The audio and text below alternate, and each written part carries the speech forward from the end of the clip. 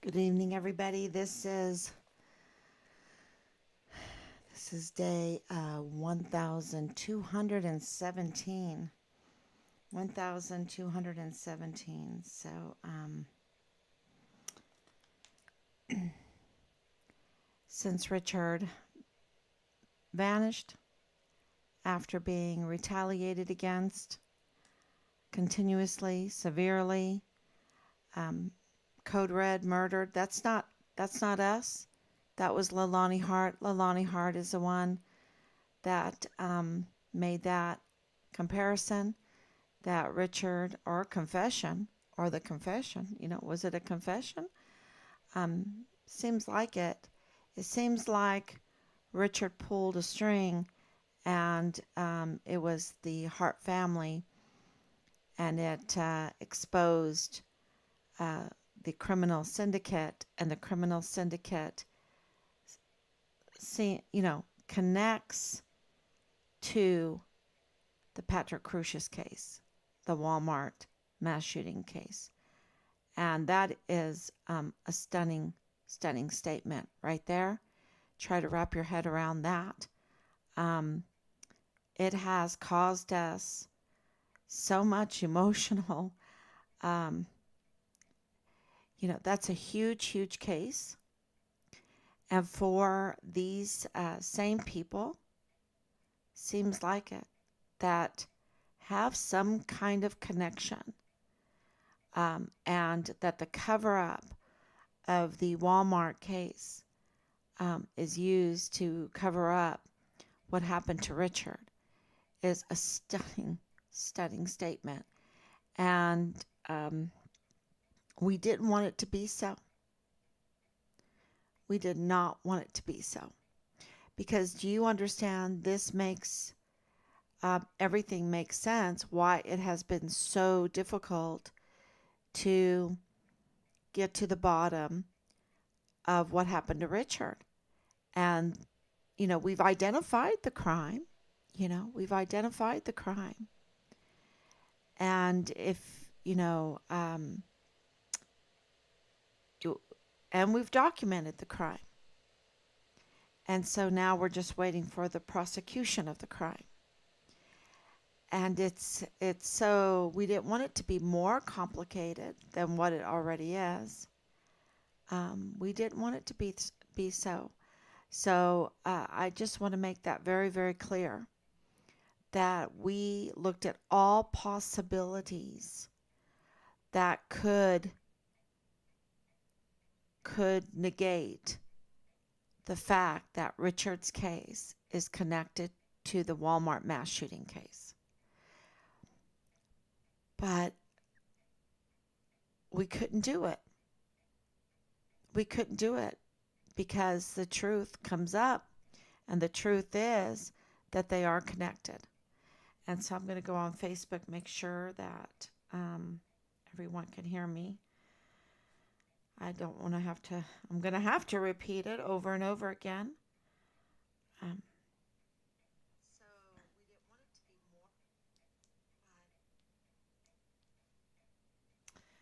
more. Okay, so here we are on, it looks like I'm on. Thank you so much, everyone, for coming on. And I named this live stream Witnesses because how did we come to that realization that our son, Richard Halliday, the retaliated against whistleblower, the Vanessa Guillen first absent soldier, the Fort Bliss missing and murdered, Code Red murdered soldier, is connected. This case is connected together, intertwined with the Patrick Crucius Walmart mass shooting case. How did we come uh, to that realization? And it's because of the help of witnesses. And witnesses are so important. And when you are trying to cover up the truth, one of the very first things that you do is you shut up the witnesses. You intimidate the witnesses. You manipulate the witnesses. You pay off the witnesses. You discredit the witnesses. That, Richard was a witness. That's why he blew the whistle. And the first thing that they tried to do to him, the criminal syndicate, I'm talking about this group of criminals, that you can't just say they're thugs. They are thugs, but you can't just say thugs because you get this picture in your head that, these are people that are uneducated and just doing, stealing bread and, trying to, I guess, um, deal drugs at a low level and all of that, steal a few equipment and, but this is not that case. These are organized criminals and they're educated and they are not satisfied with just having an education and having a good job, a secure job, and a middle class life. um, that's not enough for them. Okay, they want more, and so they keep climbing, and they have been corrupted. They collude together, and uh, they do unlawful things in order to, for money, for power, maybe just to fit in, maybe just to be part of something. A lot of times people get into a social circle and they want to stay there, right? And so they will even be corrupted in order to stay in that social circle. So who knows what reasons that they have for doing what they're doing, but it is criminal.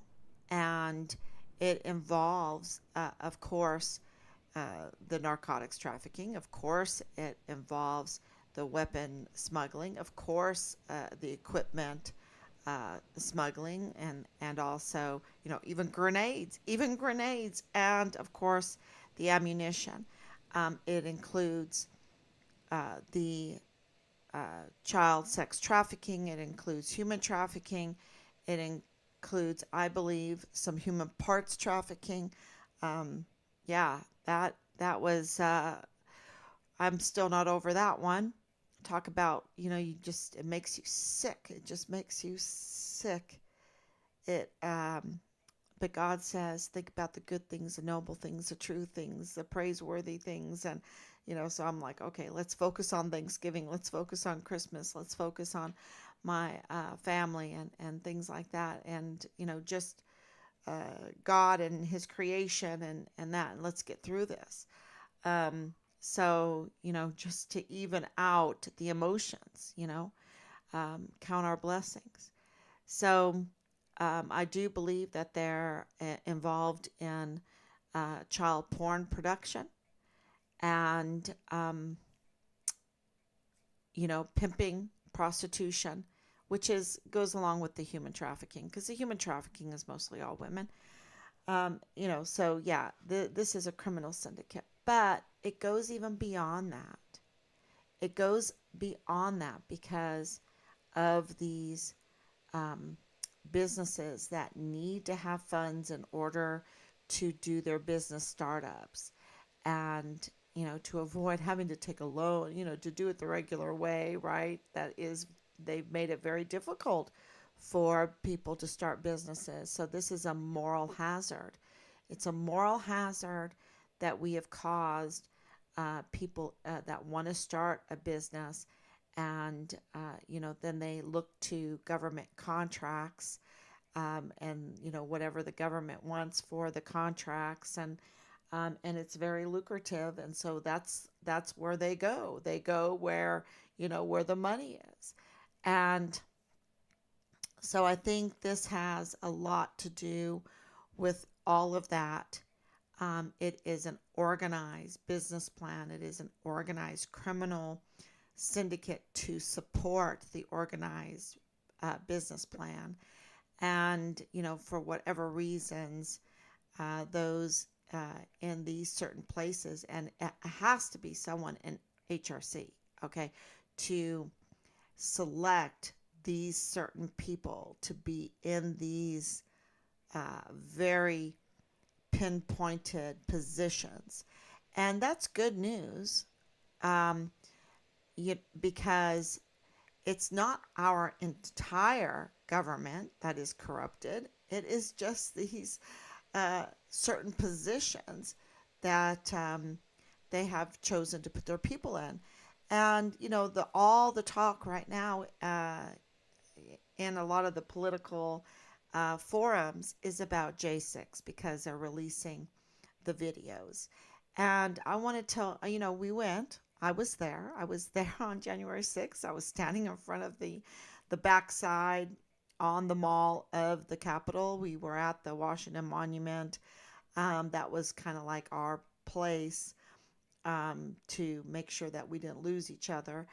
And, it was a very cold day and there was a lot of problems on that day, but the problems were not with the people, okay? The problems were not with the people. You're talking about 1 million people, and I think that the videos show what the chaos that they wanted to create, how it failed. And what do I mean by that? You have 1 million people, and they wanted a large scale problem. They wanted chaos. They wanted a large scale chaos. And I was there and I witnessed that. They definitely tried to set up a trampling. They brought us in very close. They kept telling us and pushing us to be very, very close. And then they started tear gassing, rubber bullets, I think they shot, some other things. My husband could name them all. Um, and they wanted us to panic, they wanted us to trample. You're talking about hundreds of thousands of people in that area. I think it was a little over 1 million people, and we didn't. There was not a trampling, there was not a stampede, there was not. As much as they wanted to try to get that going, um, whoever the infiltrators were, uh, which um, is clear on the videos. They could not really cause the chaos, because you had people wanting to lift up the gates. I was one of them wanting to lift up. Why is this barrier thrown down? Let's clean it up. Let's lift it up. And when I left, and you can even see on the live stream that I did, that I said things were clean. There was not a lot of trash. There wasn't any trash. I didn't see any trash. Um, this was 1 million people that didn't leave trash. Uh, and I think the video shows the respectfulness of the mass majority. And yes, there was some chaos after I left, I guess, because I left at like 3:30. And I know that the police were coming in at that time, finally. The police, I heard the sirens. We heard the sirens. Um, but we had completed our mission, and our mission was very successful because it was to hand out the flyers. It was to hand out the prayer candles that we made, and we even took pictures of how many we had. And to document things is so good. It's just so good because no, everyone knew why we were going. And the day before, the Inspector General, now 3-star General Donna Martin, contacted us to tell us not to go. Why? Because I just assume that that's a good indication that she knew that things were going to try to go wrong, that they had something planned, that this was a political hit job, and that their aim was to take down Trump and all Trump supporters. And the one thing, this positive thing I want to explain to people is that 1 million people and all the people around me were so nice, were so respectful. So you might see in those videos, some bad actors and some people that were, um, you know, I don't want to say intimidated, but instigated. Yeah, they were instigated and made angry, and I know they've tried to do that to Team Fine Richard Halliday all through this, try to instigate a reaction from us, with all of their evil doings, all of their asymmetric warfare tactics, right? Asymmetric warfare tactics. And so they definitely wanted to instigate and try to get a reaction. And some people, when you're tear gassed and you're pushed around and people are getting hurt, you want to protect people because it was a vulnerable crowd. The crowd didn't have guns. The crowd just had flags and they had their children in strollers, and you know, uh, there was another person in a wheelchair beside us. So, and what this tells you is that they were not successful, that they didn't have security there, they didn't have the National Guards there, they didn't have porta potties there, they didn't have a lot of food trucks there, so they didn't have you know, nourishment. They didn't have any kind of fire fire pits. A lot of times in Germany, they'll make these nice fire pits when it's cold weather, so people can warm themselves. They didn't have any of that.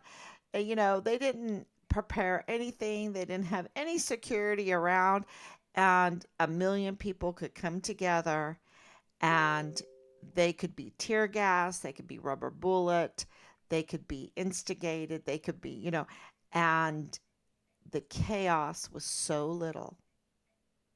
It tells you that we're not alone as Americans. There's a lot of great people out there, great people. And all they wanted was to support, really, Pence. They wanted to support Vice President Pence to do a review of the election. That's what they were there for. And, and I think that's why Pence could not get any traction in his pursuit for presidency, because he made it very, very clear that he's not there for the people. He's not there to, because, all of those people there were was his base. That was a huge representation of Vice President Trump's and I mean Vice President Pence's base.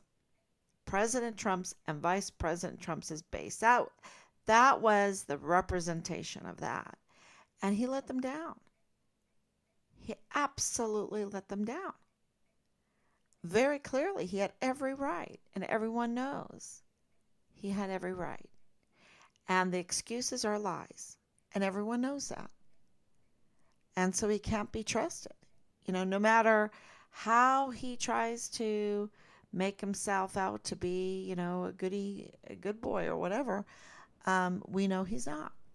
And it was just a really awesome thing. I'm so glad that we went, because we knew that the media coverage, they were using unreliable sources to report what happened on January 6th. And it's all coming out because all of the films are going to come out, right? And people are going to get a good view of what really happened that day. And very clearly, the media used unreliable sources, and they skewed the sources, and they did not, which means they skewed the witnesses. Okay.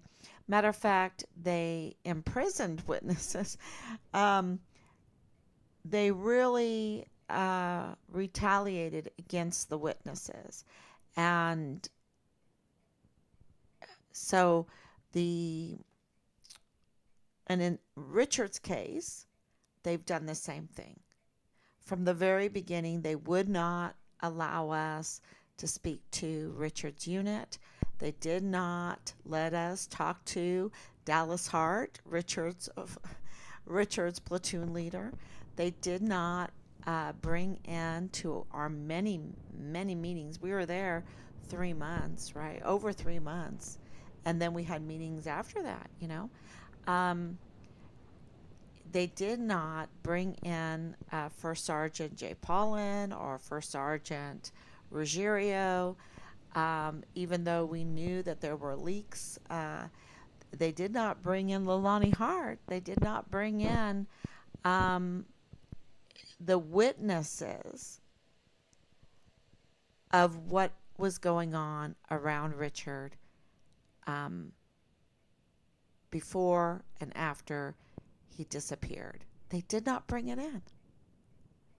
And it was very clear by all of their actions in the meetings that they were either very, very afraid, shaking, ordered to be silent, or that so that the manipulators, because this is COVID time, right? This was COVID time, that the manipulators could manipulate the witnesses.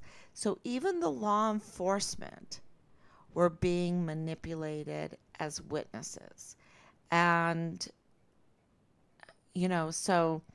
but it didn't work. Like January 6th, what the cover up tried to do hasn't worked. And we have witnesses. And the witnesses have given us lots of information. And,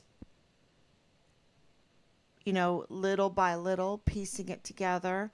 And also, this is psychological, because you have in your mind what you think might have happened and why it happened. And the information is coming in, and it's not fitting what you kind of think And so you have to have epistemological self-consciousness. That was a word I learned years ago, years ago, and I would say it always to the kids. It was kind of a joke. You have to have epistemological self-consciousness, which means you have to know yourself. You have to know that you can't fool your mom, right?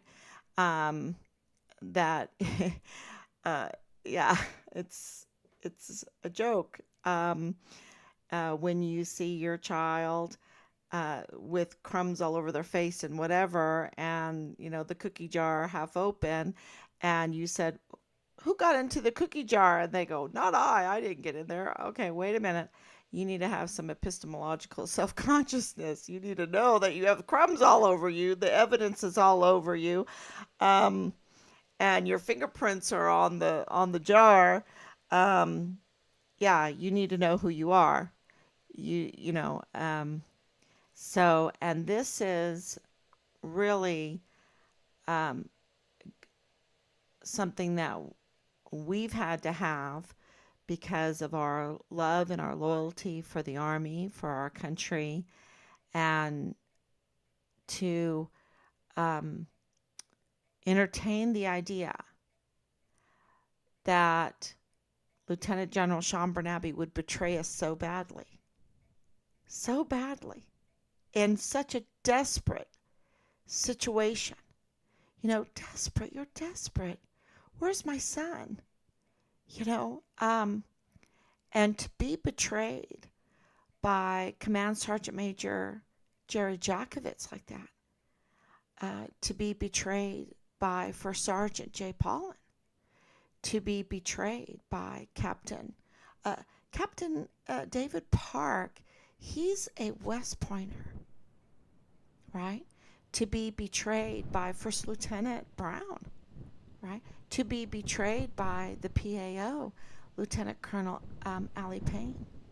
And then, and I can go on and on, to be betrayed by First Lieutenant Dallas Hart, the key suspect, the prime suspect, and to be betrayed at that level, and to be betrayed by the Director of Emergency Services, Thomas Kane, who not only betrayed us, these people not only betrayed us, but worked against Richard. It was, to work against the Vanessa Guillen, first absent soldier, to be betrayed by General McConville and Mealy and General Garrett, to be betrayed by the general of the CID, Donna Martin, who is now betraying us as the Inspector General. I don't know. Maybe she's not anymore. Because you see, the tide has turned, and we have so many witnesses now that have put this all together. We know who Chris Martin is. We know who Corinne Adeline West is. We know who Felix Valenzuela is and the connections. We know who Leilani Hart is, a convicted criminal with massive criminal history. Totally. We absolutely know. And we understand just a totally different mindset of the beginning of what happened to Richard. And, it's becoming pretty clear. And I think the breaking of this, and it is breaking because of the institutional support now, because of all the witnesses that have pinpointed Dallas Hart as Richard's platoon leader, the pinpointing of a witness, brave witness, that Tavita Nusa is a dirty agent, and giving Leilani Hart unauthorized access to files in the CID. And who else? And who else was he giving access to? Because dirty Marlon Soto was just like, okay, who was he giving access to? Unauthorized access to, right? Who are they taking orders from? Because we know he's a dirty agent. And, so, and I'm saying that kind of rhetorically because we have witnesses, we have someone in the inner circle, that they have tried, and who are they? The criminal syndicate, the criminal enterprise, those that are the perpetrators, those that have organized, are implicated in this, right? Those that are implicated in the planning of the Code Red and the murder of our son, and planning of the cover-up, the working very, very hard of the cover-up of our son. And a big portion of that was to direct the narrative, but worse of it is to make people afraid to come forward, right? To intimidate or to redirect them. Oh, the case is closed. Oh, it's a cold case. It's a cold case, y'all. This is cold. No, it's never been cold, okay? That's a redirection. That is absolutely a redirection to intimidate witnesses or manipulate witnesses to keep them from coming forward. And it hasn't worked. It just hasn't worked. And, there is so many patriots out there. And with J6 falling apart, with the smear narrative, the smear narrative, oh, he has Hollywood money. What a bad boy. Oh, we take underage drinking seriously. Oh, yeah, he had to guarantee dismissal because there was no proof because it was a setup. And we really want to know who Jesus Melendez is. The canine cop from the El Paso Police Department. And how is he? Is he like a Rocha? Is he a Rocha? Melendez Rocha? I, you know, I mean, I don't know. Belen could tell if she was the one, seemingly, apparently the one to make the 911 call. This was, and another handler to make sure that it all ran smooth so that they would have some kind of legal basis to carry out the retaliation against Richard. Let's try to maybe suicide Richard, make his life so miserable. Um, that's why this active duty soldier's c- congressional inquiry is so important because part of that congressional inquiry is about these suicides. The mystery of the suicides. So many suicides, so many suicided, so many questions around the suicides right now in the military. And why are there so many? I mean, my husband went through 30 years, never heard of a suicide. Never had to come face to face with a suicide. And now, in the last five years, just I would say 5 to 10 years, the last decade, so many suicides, so much PTSD. What is going on? How much retaliation? And then let's see if I put it up. I don't think I put it up on. I think it's on. Oh, I should have put that up before, but it's been a busy day. What I wanted to show you was the video. I believe it's a TikTok of the soldier, active duty soldier, right before he's getting out and he has to hand in his gear.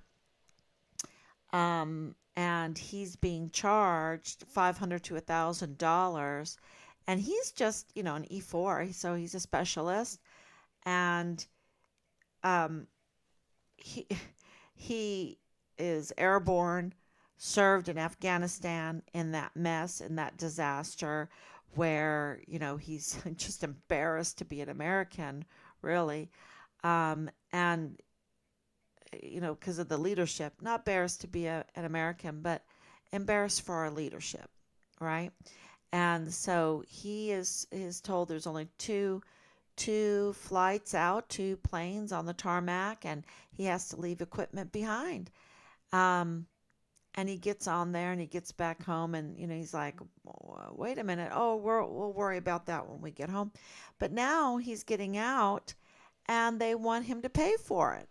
And, really, that TikTok you have to watch because he's saying that you have to get out of the military, out of the government service in order to serve your country. And being in it is serving something else. And, I thought it was very profound. Those aren't his exact words. That's my take from it. That you have to, because he said he can't wait to get out of the army because that's how he can serve his country. Um, just an amazing TikTok, and I hope you all watch it.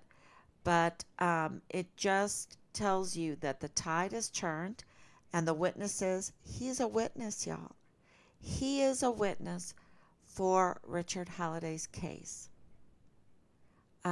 Whether he wanted to be one or not, that TikTok is a witness. And he came forward to say that they are callous, they are not treating the soldiers right, they're not doing their duty, they're not prepared in war, they're not even prepared in how to exit a country where they require our soldiers to be. They are just, so it is corroborating so much of what we're saying. And of course, Richard's letter is a witness.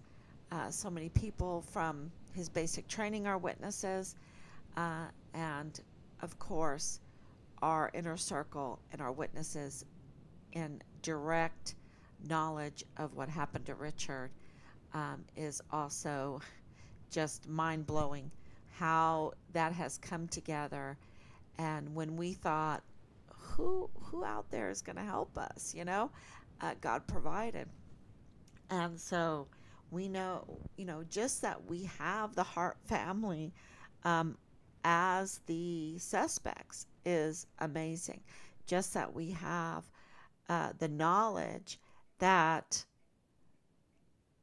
Leilani Hart is this convicted criminal, connected to so many of these very important positions at the VA and the Director of Emergency Services at Park University, with the CYS administrator, with the CPS, with the CID, with the IG, with Felix Valenzuela, which is the AUSA, and I'm sure with Jaime Esparza, who is the Attorney General, and I'm sure with Bill Hicks, the unelected DA, that it's very questionable, very questionable. There's a lot of uh, some things are happening. There's some chaos there, and there's some chaos with the medical examiner. And so this is, uh, kind of like 3705 Bliss Avenue, 3905 Bliss Avenue. And oh, yeah, Danae is going to have her probation looked at, I guess, at the end of this month. Her involvement in the obstruction of justice, the misleading um, information that she offered Team Find Richard Halliday, a soldier's family, the Vanessa Guillen first absent soldier. Okay, Hispanic community. And it doesn't have to be just a Hispanic community. But Danae Katzen attempted to interfere and misdirect the Vanessa Guillen first absent soldier investigation. Okay, she inserted herself. This is a disrespecting of Vanessa Guillen. Okay, so all the hard work, it's not enough that she had to suffer the way she did. It's not enough that they botched her search, right? And thank God that didn't matter. We still found her remains, right? God wanted her remains to be found. It was a miracle. And then you have Danae Katzen disrespecting the Vanessa Guillen first absent soldier. I just, just wrap your head around that, how evil that is. So she's also a convicted criminal. She's also looking, she's not a free person right now. And I just think that the El Paso community, the wider community going down into Mexico, and of course the Fort Bliss community, they need to understand the level that this criminal syndicate, because I don't believe she came on her own volition to speak with us. I think she was sent. I think that was part of a setup job. I think that she had to have been given permission and was told what to say. And she was very, I met with her. I prayed for her. Oh my gosh, I prayed for her. I cried for her. And all the while, um, she was being deceptive. And I think the El Paso community needs to know that. How much of this are we going to put up with? And this division of people, it has nothing to do uh, with, our back history or whatever. It has to do with, are we lawless or law abiding? And like January 6th, there were so many people from all over the world. America is really the melting pot. It's kind of like when I went to Jerusalem, when we went to um, a Joseph of Arimathea, um, the tomb garden, and so many different people, and we choirs of people from around the world, and we could sing together because those hymns have transcended the languages. And we were with a group from, where were they from? I want to say Yugoslavia. And they were singing hymns, and I knew those hymns. I was singing them in English, they were singing them in their language. Wow. And I think that all of this psyop of trying to divide people is really in the wrong direction. I think what divides people is being lawless or law abiding. And when people are law abiding and they come together like a million people on January 6th, or Team Find Richard Halliday. Team Find Richard Halliday is amazing, amazing group of people. Um, it's just a beautiful thing. It's just a beautiful thing. And the lawless, those are the ones that need to be held accountable for what they've done in this society, in our military, in our community, and in the direction that this country is going. And I hope that that doesn't, and the lawless, of course, is Bernabe. He absolutely needs to be arrested because he was the man during this. He was the man that we always met with. Okay? He could have ended this. He's the one that chose not to tell us that he was looking for the remains of our son. Okay? He's the one that chose not to tell us who Nadal Baim was. Okay?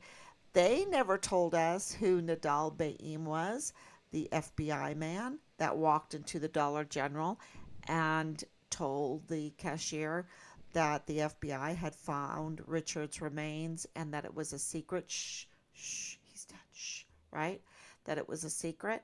It wasn't Sean Bernabe that, he got a 3rd star for not telling us, for being lawless, Okay?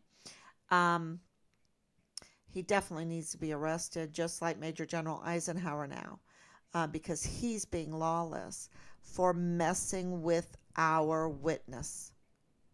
Messing with our witness so that with the intention, with the malicious intention to interfere in our case, to obstruct the search for the truth in our son's case. So to obstruct justice. Very clear. Very clear that he's doing that. He needs to be arrested. And so many need to be arrested. And we have legal grounds for it. Because the cover up of what happened to Richard is huge. There's no question now. None. We have all the evidence that Richard was a whistleblower. Okay? We have all the evidence that we need. to prove to a jury beyond a reasonable doubt that Richard was code red murdered. Absolutely. And that, not that, that's a huge crime, but that we have been betrayed and that there was a cover up of this code red murder, because if there was a proper investigation in this murder, it would shine a light on those that then are intertwined, connected, would connect more dots to the Walmart case, the Patrick Crusius case. And do I know what that is? Do I know what those connections are?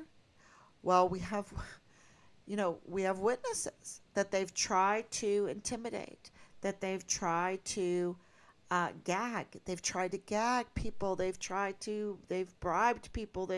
I think they've tried to bribe people. And the monies that are coming in will absolutely show that. And that's why they've rather commit more crimes than get the evidence out there that is public information that prove that there's a connection between the Patrick Crusius the defense team, the people getting the money in the Patrick Crusius case, and the people getting money in Richard's case are just about the same people. Just about the same people. And why is that? That is irregular. That is needs investigation. And who are they trying to protect? Are they trying to protect Leilani Hart? What did she have to do with the Patrick Crusius case? What were they trying to do with the Walmart mass shooting? What were they trying to do? Was there a purpose? Was it organized? Was there something more behind it? Was it just a racist young man with no future? Did he have no future? Was he? Had no, he absolutely did it. He's absolutely guilty.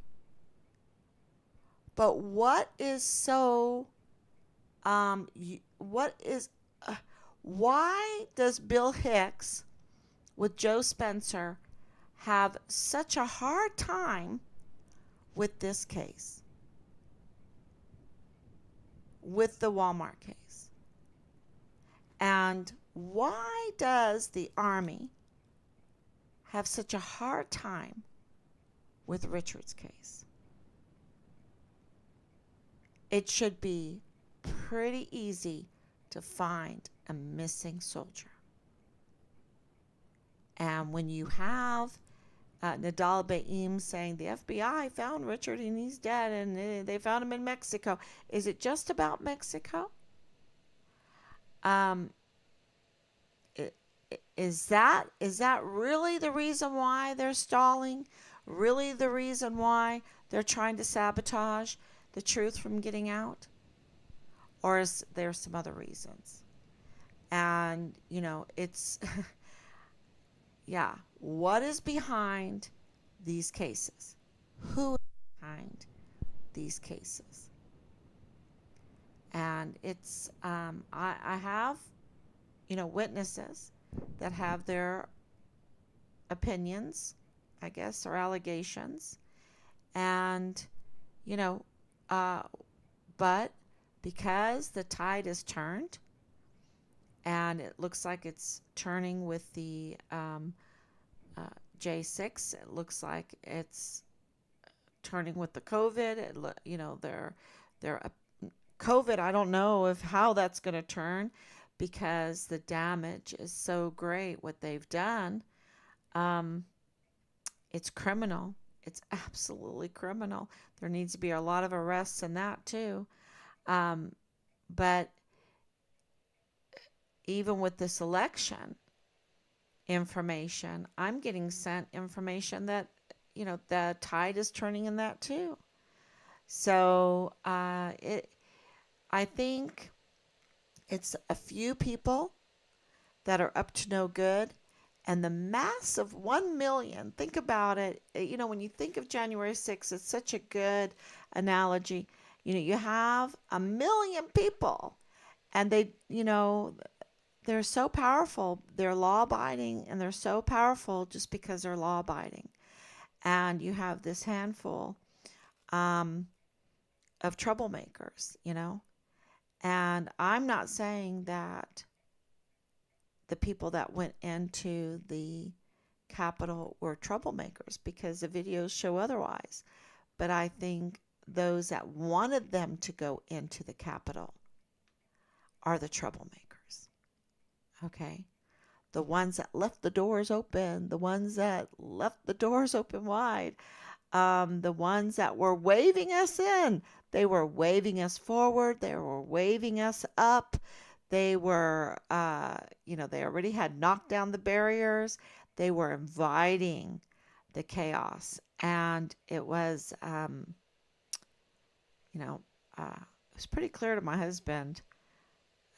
I don't know if I was that sold on that, but it was very clear to my husband that they were inviting the chaos.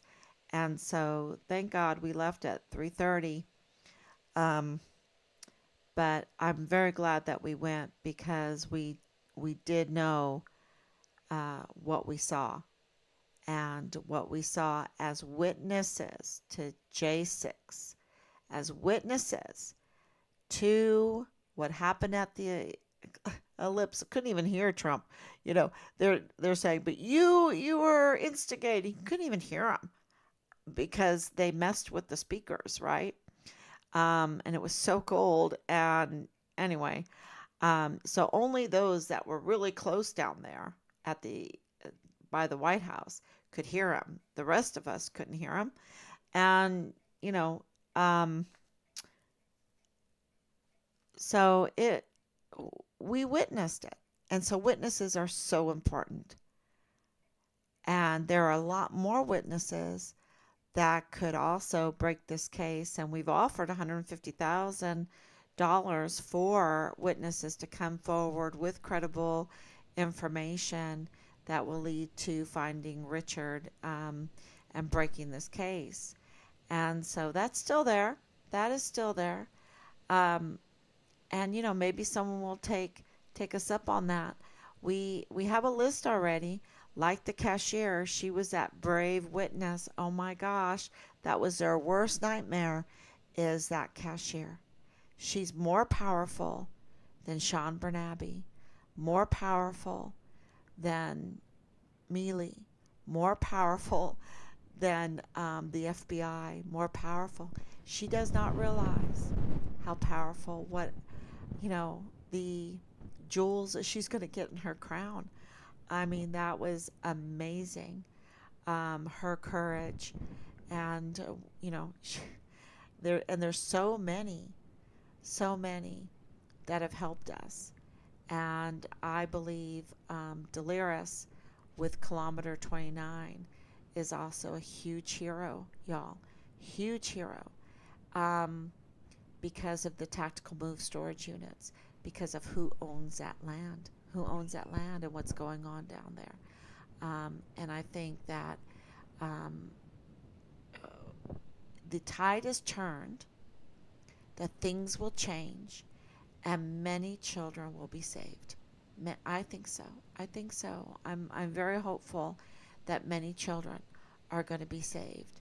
And maybe if you're a witness and you know something different, um, then you can give us a call, 941-677-0060, and let us know.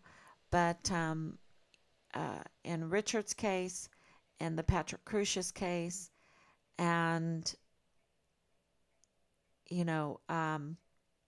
this criminal syndicate, to stop them from using our military as their business plan, from stop them from using taxpayers' money to fund their businesses, right? To fund their business, the brick and mortar of their businesses. And, and that makes me think of Park University, how we have given them the brick and mortar, we have given them the security, we have given them the air conditioning and the electricity and the water, we have given them the facilities, and even the tax free, and they have this great customer base, um, provided by taxpayers again, of these young soldiers that want an education, and we're paying for their education, of course. And Park University, um, just kind of flips us off, and but not for long, not for long. That all has to be, um, moved forward, you know. Uh, So because of witnesses, this has all happened. And so all of their work behind the scenes to call people, that or text people that are trying to help our cause, to do what they did to Anthony Swafford.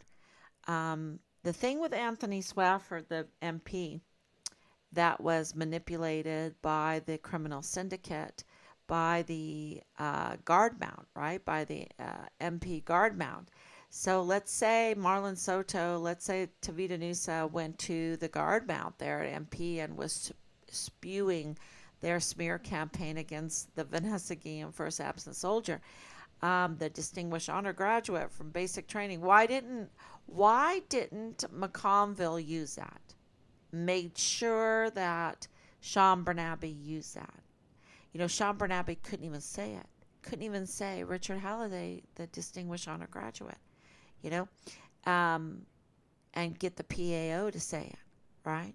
Put that in the Stars and Stripes. Let's look for our Distinguished Honor Graduate, right?